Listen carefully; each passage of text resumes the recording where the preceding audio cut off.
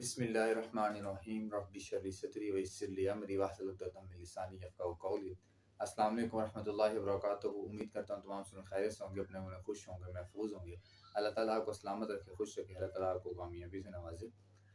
आज का topic branch of physics का हमने टॉपिक स्टार्ट किया हुआ है। आज हमारे branch of physics nuclear physics को डील कर रहे हैं। इससे पहले हमने डिफरेंट ब्रांच ऑफ फिजिक्स को डील कर लिया है, ठीक है। अगर आपने उसको नहीं देखा पहले तो उस लेक्चर को सुन लें आप लोग, ठीक है, ताकि आपकी माइंड में एनहांसमेंट हो सके, आपको कॉन्सेप्ट क्लियर हो जाएगा। अब न्यूक्लियर फिजिक्स को डील करना है हमने। बेसिकली न्यूक्लियर फिजिक्स क्या चीज़ है, ठीक है। तो न्यूक्लियर फिजिक्स में कहता है it deals with the behaviour of nuclei and properties of nuclei and particles of nuclei.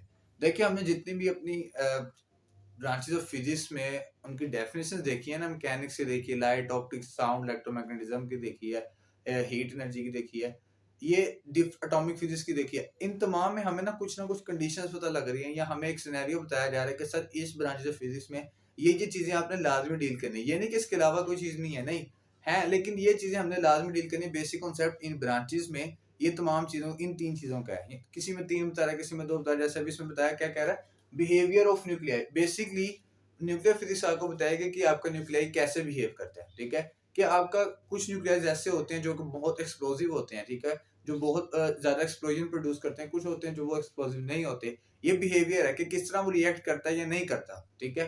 Then properties of nuclei, के आपके न्यूक्लियाई की प्रॉपर्टीज क्या है, उस न्यूक्लियाई का साइज कितना है, ठीक है, उस न्यूक्लियाई में आपके पास प्रोटॉन कितने हैं, उस न्यूक्लियाई का जो ऑर्बिट है उसमें कितने इलेक्ट्रॉन्स रिवॉल्व कर रहे हैं, या उसके कितने ऑर्बिट है। ये प्रॉपर्टीज ऑफ न्यूक्लियाई है हमारे पास। ये कितनी पोलैरिटी है हमारे पास न्यूक्लियस में। इसके बाद पार्टिकल्स ऑफ न्यूक्लियाई, एक न्यूक्लियाई में कितने पार्टिकल्स पाए जा रहे हैं, ठीक है। अब बेसिकली वर्ड यहाँ पे न्यूक्लियाई 3 बार यूज हो गया है, तो इस कॉन्सेप्ट को भी क्लियर कर लेते हैं कि सर हमारे पास न्यूक्लियाई क्या चीज है। न्यूक्लियाई बेसिकली एक वर्ड न्यूक्लियस है हमारे पास, ठीक है। ये आप लोगों ने केमिस्ट्री में भी सुना होगा, पढ़ा होगा उसको कि न्यूक्लियस बेसिकली क्या चीज है। न्यूक्लियस क्या होता है, बेसिकली जिसमें हमारे पास प्रोटॉन और न्यूट्रॉन होता है। ये हमारे पास न्यूक्लियस है। ये मेरे पास क्या है, ये न्यूक्लियस है। इसके अंदर मेरे पास प्रोटॉन भी है, एक न्यूट्रॉन भी है, ठीक है। अब प्रोटॉन क्या होते हैं, प्रोटॉन होते हैं जिसमें हमारे पास पॉजिटिव चार्ज होता है, और न्यूट्रॉन होता है न्यूट्रल चार्ज होता है, ठीक है। और ये जो ऑर्बिट है इसको हम कहते हैं ऑर्बिट, ये जो इसके इर्द गिर्द रिवॉल्व कर रहा है। यहाँ पे होते हैं इलेक्ट्रॉन जो कि नेगेटिव चार्ज रखते हैं, ठीक है। तो यहाँ से हमें एक बात ये भी पता लगी कि न्यूक्लियस क्या है। न्यूक्लियस वो है जिसमें हमारे पास प्रोटॉन और न्यूट्रॉन है। प्रोटॉन क्या है, जिसमें पॉजिटिव चार्ज है, न्यूट्रॉन के जो कि न्यूट्रल है, और नेगेटिव चार्ज इलेक्ट्रॉन हमारे पास होते हैं जो कि न्यूक्लियस के गिर्द रिवॉल्व कर रहे होते हैं, जिनकी आयनाइजेशन एनर्जी, ये डिफरेंट चीजें जो है ये इसकी किस में रहती है हमारे पास, प्रॉपर्टीज ऑफ न्यूक्लियाई और पार्टिकल्स ऑफ न्यूक्लियाई में आती है। बेसिकली कि न्यूक्लियस में कितने पार्टिकल्स हैं, ठीक है। तो उम्मीद है कि समझ आ गया कि न्यूक्लियर फिजिक्स बेसिकली क्या चीज है जी। हमें न्यूक्लियस का बिहेवियर बता रहा है, ठीक है, उस बिहेवियर के साथ उसकी प्रॉपर्टीज बता रहा है, ठीक है, कि ये बिहेव कैसे कर रहा है। फिर ये प्रॉपर्टी बता रहा है कि इसके अंदर कितने न्यूक्लियस में कितने प्रोटॉन है, ठीक है। फिर ये बता रहा है इसके गिर्द कितने इलेक्ट्रॉन रिवॉल्व कर रहे हैं। फिर पार्टिकल्स ऑफ न्यूक्लियाई को डिस्कस कर रहा है कि जो एक न्यूक्लियाई में पार्टिकल्स पाए जाते हैं वो किस तरह बिहेव कर रहे हैं, ठीक है, किस तरह के पार्टिकल्स हैं। ये बात क्लियर होगी जी। न्यूक्लियस के अंदर दो पार्टिकल्स प्रोटॉन और न्यूट्रॉन है। Proton positive charge, neutron neutral, और उसके गिर्द इलेक्ट्रॉन जो नेगेटिव वाला वो रिवॉल्व कर रहा है। यहाँ तक क्लियर हो गया जी। अब ये जो ऑर्बिट्स हैं या जो न्यूक्लियस है, इनकी डिफरेंट आयनाइजेशन एनर्जी होती है, इनकी डिफरेंट इलेक्ट्रॉनिक कॉन्फ़िगरेशन होती है। आप केमिस्ट्री में ज्यादातर इसको डीपली पढ़ेंगे, ठीक है जी। इसके बाद चलते हैं एग्जांपल्स की तरफ। तो एग्जांपल्स में बताता है रेडियो एक्टिव डिके। अब रेडियो एक्टिव डिके का मतलब होता है, डिके का मतलब होता है कि काफी अरसा गुजरने से पहले, सदियों से पहले की बात, ठीक है। डिके इसको कहते हैं, एक सदी को गुजर जाना आपके पास डिके कहलाता है, ठीक है। अब रेडियो एक्टिव डिके कि कुछ आपके पास एलिमेंट्स या न्यूक्लियाई ये न्यूक्लियर पार्टिकल्स इस तरह के होते हैं जो कि खुद ब खुद रेडिएशंस प्रोड्यूस करना शुरू करते हैं। रेडियो एक्टिव का मतलब होता है खुद ब खुद किसी चीज का प्रोडक्शन स्टार्ट कर देना, ठीक है। अगर आपके जमीन में कोई न्यूक्लियर, अब पुरानी जब वार्स होती थी, अब वार्स के कुछ ना कुछ पार्टिकल्स रह जाते हैं, उनका खुद ब खुद का ना रेडिएशंस प्रोड्यूस करना या खुद ब खुद ऐसे असरात पैदा करना, उसको कहते हैं रेडियो एक्टिव डिके, ठीक है। इसके बाद फिशन जी। फिशन रिएक्शन अब नाम पढ़ा जाता है। बेसिकली हम जब इसको 9 चैप्टर को इंशाल्लाह पढ़ेंगे या 8 चैप्टर में इंशाल्लाह फिजन और फ्यूजन रिएक्शन को हम डिटेल से डिस्कस करेंगे। लेकिन फिजन रिएक्शन बहुत एक्सप्लोसिव रिएक्शन होता है, जिसकी बेस पे हमारे जो न्यूक्लियर वेपन्स होते हैं या न्यूक्लियर हमारे एटॉमिक पावर जो तमाम की तमाम उस पर बेस करती हैं फिशन रिएक्शन में ज्यादातर।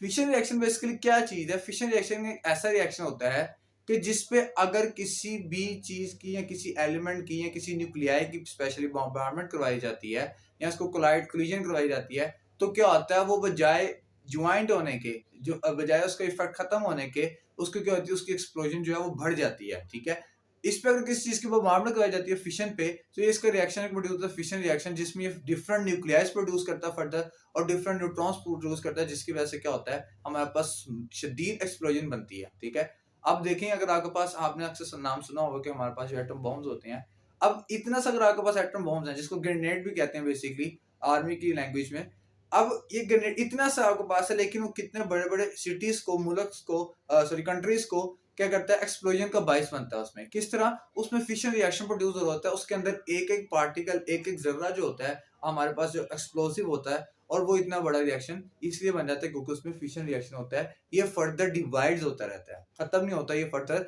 बढ़ता रहता है आपके पास फिशन रिएक्शन। आगे देखें fusion reaction. Fusion reaction basically है कि अगर मैं किसी दो न्यूक्लियाइज को कंबाइन करना चाहूंगा, तो ये दो न्यूक्लियाई मिलकर एक न्यूक्लियाई बना देंगे, तो ये हो जाएगा फ्यूजन रिएक्शन। मेरे पास किसी चीज का, दो चीजों को मिलके हम एक चीज बना दें, दो न्यूक्लियाइज को मिला के एक न्यूक्लियाई बनाना चाहेंगे, तो हमारे पास वो क्या आ जाएगा, फ्यूजन रिएक्शन आ जाएगा। फर्दर आगे देखते हैं जी, merging of nuclei. Merging of nuclei का ताल्लुक जी हमारे पास फ्यूजन रिएक्शन से है कि दो न्यूक्लियाई का एक दूसरे में मर्ज हो जाना, हम कहते हैं ना मर्ज हो गया इसमें। ठीक है, मर्जिंग का मतलब कि एक न्यूक्लियाई का दूसरे न्यूक्लियाई में मर्ज हो जाना। एक फ्यूजन रिएक्शन का या एक न्यूक्लियर फ्यूजन का दूसरे न्यूक्लियर फ्यूजन में मर्जिंग को हम कहेंगे कि मर्जिंग ऑफ न्यूक्लियाई हो गया। और जब हम दो मर्जिंग ऑफ न्यूक्लियाई कर देंगे, तो क्या होगा, डिफरेंट हमारे पास एलिमेंट्स प्रोड्यूस कर देगा। क्लियर है ये बात। इस एप्लीकेशन में देखते हैं कि बेसिकली एप्लीकेशंस, सबसे पहली एप्लीकेशन न्यूक्लियर पावर है। हमारे जितने भी न्यूक्लियर पावर प्लांट्स चल रहे हैं, जिसकी वजह से हमारी न्यूक्लियर जो इन्वेंशन बढ़ती जा रही है डेली रूटीन में, ठीक है, तो उसमें ज्यादातर हमारे पास क्या न्यूक्लियाई यूज किए जा रहे होते हैं, डिफरेंट मटीरियल्स के, यूरेनियम है, एल्यूमिनियम है। ये हमारी बेसिक नीड्स हैं किसी भी एटॉमिक पावर बनने के लिए। ठीक है, तो जो हमारा एटॉमिक पावर प्रोग्राम है, जो न्यूक्लियर पावर्स में जो यूज किए जाते हैं, ज्यादातर न्यूक्लियाई यूज किए जा रहे होते हैं। ठीक है, और जिनमें हम ये भी डिस्कस किया कि फ्यूजन रिएक्शन ज्यादातर पाया जा रहा होता है। देन न्यूक्लियर वेपन्स जो है, इसी तरह न्यूक्लियर वेपन्स जो हमारे पास हैं, ठीक है, हमारे पास जैसे हमारे पास एक बुलेट होती है, उसके अंदर भी हमारा न्यूक्लियर मटेरियल होता है। ठीक है, जो कि बहुत, अगर किसी को लगती है खुदा न खास्ता जाके, तो उसके अंदर, उस बॉडी के अंदर बहुत ही जहरीले जो मादे हैं वो प्रोड्यूस करता है, जिसकी वजह से उसकी डेथ भी हो सकती है। ठीक है, तो ये क्या है कि ये न्यूक्लियर वेपन्स में हमारे पास, एक मैंने बेसिक एग्जांपल दिया बुलेट के, आगे पास इस तरह हमारे पास डिफरेंट न्यूक्लियर वेपन्स हैं, जिनमें हमारे पास न्यूक्लियर मटेरियल यूज किए जा रहे होते हैं। फिर इसके बाद एग्रीकल्चर आइसोटोप्स। हाँ जी, आप सोचेंगे सर न्यूक्लियर फिजिक्स जो कि एक बहुत एक्सप्लोजन का बाइस बन रही है, इसमें एग्रीकल्चर आइसोटोप्स का कहां से जिक्र आ गया, इसका एग्रीकल्चर में क्या काम आ गया। ठीक है, या अगर सिंपल खेती बाड़ी में इसका क्या काम आ गया, तो देखें हमारे पास जो ज्यादातर फर्टिलाइजर्स बनाई जाती हैं, या जो हमारे पास इंसेक्ट्स किलिंग मेडिसिन बनाई जाती हैं, वो भी न्यूक्लियर मटेरियल से बनाई जाती हैं, जो फसल को हमारे कीड़े ना खाएं, या फसल में कोई दूसरे जो जानवर है वो ना आ पाए। मतलब फसल को सेफ रखने के लिए, उसकी ग्रोथ करने के लिए, ग्रूमिंग करने के लिए, बीज की ग्रूमिंग अच्छी करवाने के लिए हम क्या करते हैं जी, एग्रीकल्चर आइसोटोप्स को यूज करते हैं, जिसमें हमारे पास न्यूक्लियर पार्टिकल्स रोल प्ले कर रहे होते हैं। इसके बाद देखते हैं जी मेटल मटेरियल इंजीनियरिंग में। आगे इंशाल्लाह जब आप लोग जाके स्टडीज करेंगे सेकंड ईयर के बाद, इंजीनियरिंग अपनी लाइंस में जाएंगे, अपने अपने डिसिप्लिन में जब आप लोग जाएंगे, तो आप एक टॉपिक डिस्कस करेंगे मटेरियल इंजीनियरिंग। मटेरियल इंजीनियरिंग में आपको न्यूक्लियाई फिजिक्स का रोल आपको बेसिक मिलेगा, basic role nuclear physics play करेगी, ज्यादातर रोल आपको न्यूक्लियर फिजिक्स बताएगी इसमें। ठीक है, तो ये तमाम चीजें क्या है, ये हमारे डेली लाइफ रूटीन में यूज की जा रही है। जैसे अभी हमने देखा है जी एग्रीकल्चर आइसोटोप्स। ठीक है, तो ये हमारे पास क्या है, जितनी भी फिजिक्स है हमारे पास, ये हमारे पास प्रैक्टिकल लाइफ है हमारी। ठीक है, मैंने शायद एक दिन पहले भी कहा था कि हम सुबह से लेकर शाम तक अपनी जो फिजिक्स का बेसिक सब्जेक्ट है, अपने साइंसी लिहाज से या स्टडी के लिहाज से, उसको किसी ना किसी तरह यूज कर रहे होते हैं। ठीक है जी, तो ये न्यूक्लियर फिजिक्स थी। इसके बाद डिस्कस करते हैं फर्दर इसके branch of physics, plasma physics को डिस्कस करते हैं। जी नेक्स्ट ब्रांच ऑफ फिजिक्स को डील करते हैं प्लाज्मा फिजिक्स को। प्लाज्मा का नाम आपने पहले सुना होगा। ठीक है, प्लाज्मा कहते हैं जी basically fourth state of matter है। अगर हम स्टेट्स ऑफ मैटर की बात की जाए, तो सॉलिड, लिक्विड, गैस हम कहते हैं जी कि हमारे पास स्टेट्स ऑफ मैटर है। फोर्थ स्टेट ऑफ मैटर हमारे पास क्या चीज है, प्लाज्मा है। ठीक है, लेकिन इस बात का ये भी क्वेश्चनिंग की जाती है सर कि आया कि कुछ लोग कहते हैं कि प्लाज्मा हमारे पास फोर्थ स्टेट ऑफ मैटर नहीं है, कुछ को कहते हैं। तो चलिए इस बात को आज क्लैरिफाई करते हैं बेसिक डेफिनेशन देख के कि जी अब हम डिसाइड करेंगे इसके बाद कि प्लाज्मा फिजिक्स हमारे पास या plasma fourth state of matter है या नहीं है। ठीक है, अगर है तो किस वजह से, अगर नहीं है तो फिर भी किस वजह से। तो इस चीज को डील करते हैं, इसको पढ़ लेते हैं बेसिकली क्या चीज कह रहा है। तो प्लाज्मा फिजिक्स में मुझे कहता है it is the study of production properties of the ionic state of matter. जी ये चीज मैंने अंडरलाइन पहले की हुई है हमारे समझने के लिए। बेसिकली प्लाज्मा जो है मेरे पास बच्चे, वो मैटर की आयनिक स्टेट है। मैटर की आयनिक स्टेट मेरे पास क्या है, प्लाज्मा। अब आयन क्या चीज है, आयन बेसिकली हमारे पास क्या होते हैं, आयन होते हैं दो तरह के, ठीक है। किसी चीज का आयन में क्रिएट हो जाए, आयन में डिवाइड हो जाए, केमिस्ट्री में आप लोग इसका डीप कॉन्सेप्ट पढ़ेंगे। आयन होते हैं बेसिकली दो तरह के, एक होते हैं, इनकी दो प्रॉपर्टी होती हैं, एक को हम कहते हैं केटाइंस, CATIONS केटाइंस, और एक को हम कहते हैं एनाइंस, ठीक है। केटाइंस जो है ये पॉजिटिव चार्ज रखते हैं और एनाइंस जो है ये नेगेटिव चार्ज रखते हैं, ठीक है। तो जो हमारे पास आयंस हैं वो दो तरह के होते हैं, केटाइंस और anions, positive negative charge. Means कि जब कोई भी मेटल आपके पास, चाहे वो सॉलिड है, लिक्विड है, गैस है, वो आयंस में क्रिएट हो जाएगा, पॉजिटिव नेगेटिव आयन में केटाइंस के फॉर्मेशन में चले जाएगा, देन मैं उसको कहूंगा ये क्या है, प्लाज्मा है। अब इस प्लाज्मा की प्रोडक्शन कैसे हो रही है, इसकी प्रॉपर्टीज क्या है, ठीक है। इनको जो स्टडी करने का नाम है उसको हम कहते हैं प्लाज्मा फिजिक्स कहते हैं, ठीक है। प्रॉपर्टीज का मतलब इसका इसके रंग कैसा है, इसका साइज कैसा है, इसकी शेप कैसी है, ये तमाम चीजें हमारे पास प्रॉपर्टीज में आती हैं, ठीक है। बेसिकली प्रॉपर्टीज का नाम आया हमारे माइंड में, या किसी के कहें तो किसी भी मटेरियल की दो तरह की प्रॉपर्टीज होती हैं, एक उसकी केमिकल प्रॉपर्टी होती है, एक फिजिकल प्रॉपर्टीज होती हैं, ठीक है। तो इस चीज की डिस्कशन करने के बाद हम देखेंगे बेसिकली प्लाज्मा फिजिक्स क्या है, प्रॉपर्टीज और प्रोडक्शन को डिस्कस किया जाए, किसको आयनिक स्टेट ऑफ मैटर को डिस्कस किया जाए। क्लियर है ये बात, ठीक है। इसके बाद एग्जांपल्स में देखते हैं, हम एग्जांपल्स में क्या कहती हैं, लाइटनिंग जी। आपके पास जो लाइट्स होती हैं, जो इलेक्ट्रिक बल्ब्स होते हैं बेसिकली हमारे पास, इनमें प्लाज्मा यूज किया जा रहा होता है, ठीक है। जब हमारे पास ये जो बल्ब्स वगैरह होते हैं इसमें प्लाज्मा यूज किया जाता है, ठीक है। प्लाज्मा क्या होता है, एक डिस्चार्ज ट्यूब की तरह, डिस्चार्ज ट्यूब के अंदर होता है, ठीक है। और देखें अगर ये बल्ब हमारा ऑफ है ना, तो इसमें हमें प्लाज्मा नजर नहीं आ रहा है, लेकिन जैसे इसमें इलेक्ट्रिक करंट पास थ्रू होता है तो प्लाज्मा क्या होता है, ये क्रिएट हो जाता है, ठीक है। प्लाज्मा क्या होता है, ग्लो करता है, ब्राइटनेस प्रोड्यूस करता है, जिस वजह से हमें लाइट मिलती है, ठीक है। तो बेसिकली हमारे बल्ब जो है इसमें अंदर प्लाज्मा यूज किया जा रहा होता है, लेकिन जब हम इसको ऑफ करते हैं हमें प्लाज्मा नजर नहीं आता। बेसिकली ये जो लाइट है ये ग्लोएशन ऑफ प्लाज्मा है, कि जब इसमें से इलेक्ट्रिक करंट पास थ्रू करता है तो ये अपनी ग्लो पूरी दिखाता है, आपको ग्लो करके दिखाता है, आपको लाइट मिल जाती है। इसके बाद लाइटनिंग के बाद हमारे पास है स्टार्स। स्टार जितने भी हमारे पास प्लाज्मा के एग्जांपल्स हैं, इंक्लूडिंग सन, जो कि बहुत बड़ा प्लाज्मा है उसमें, क्योंकि इसमें भी आयनिक स्टेट है हमारे पास, ठीक है। इसमें भी कई गैसेज जो है सन में हमारे पास आयंस में चेंज हुई हैं, ठीक है, कुदरती तौर पर।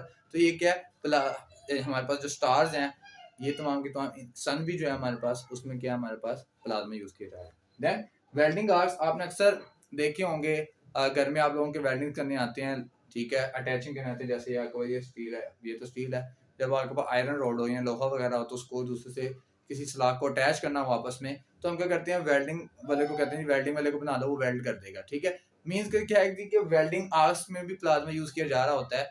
अब जो आपने देखा होगा अक्सर वो वेल्डिंग आर्ट्स वाले क्या करते हैं, अपने वेल्डिंग वाली जो इंस्ट्रूमेंट होती है जिससे वो वेल्ड कर रहे होते हैं इस चीज को, उसके आगे उन्होंने एक बड़ी सी रॉड लगाई होती है, उस वो क्या होती है, बेसिकली प्लाज्मा होती है। अब जब उसमें से करंट पास थ्रू होता है वो आयन की फॉर्म में चेंज होके एक आयरन रोड को दूसरे आयरन रोड से क्या कर देती है, कनेक्ट कर देती है, ठीक है। तो ये देखें लाइफ की हमारी बेसिक एग्जांपल है, जो आज से पहले शायद हमें नहीं पता था कि यार ये हमारी लाइफ में कोई फिजिक्स भी है जो इस चीज का रोल प्ले किया, तो हमें ये पता था कि यार वेल्डिंग के लिए वो बुला लो, ठीक है।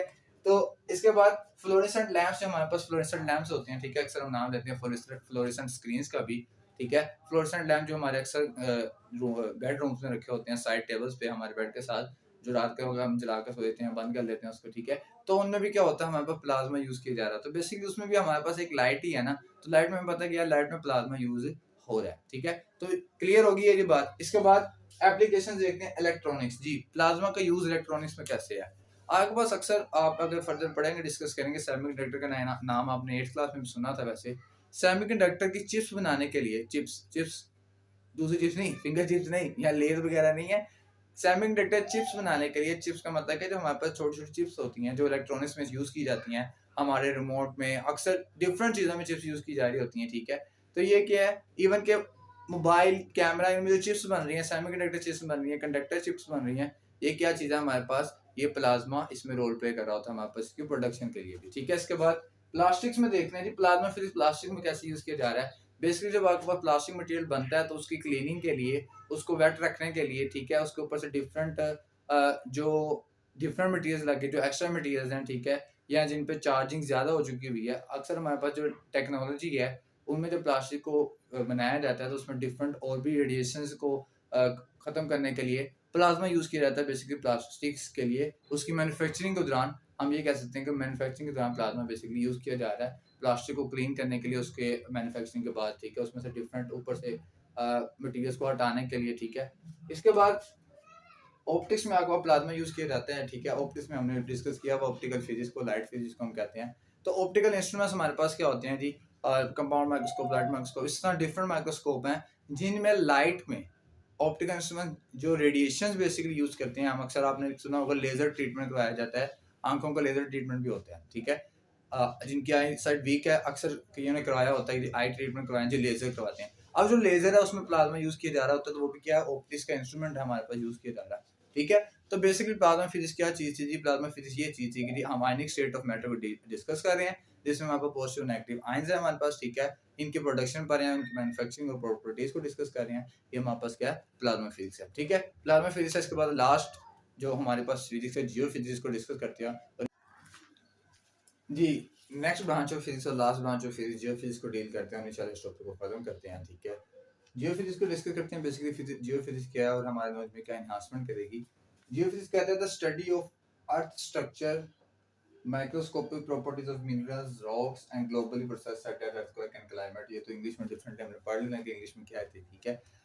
इंग्लिश को पढ़ने के बाद इंग्लिश अच्छी चीज़ें समझ आनी चाहिए क्योंकि इंग्लिश में पेपर देना है। लेकिन हमें इंग्लिश का पता भी तो, हमें रट्टा नहीं लगाना, इंग्लिश का पता तो यार ये कॉन्सेप्ट हमें बेसिकली क्या करा है। अगर बुक में देखा जाए आपकी, तो बुक में कहता है जी कि study of earth is known as geophysics, ठीक है। अब जब आप पेपर में लिखते हैं ना, तो पेपर में वो डेफिनेशन आपको बहुत ही समझने का बहुत छोटा सा रिव्यू देती है आपको, या एग्जामिनर में बहुत छोटा सा इंप्रेशन देगी।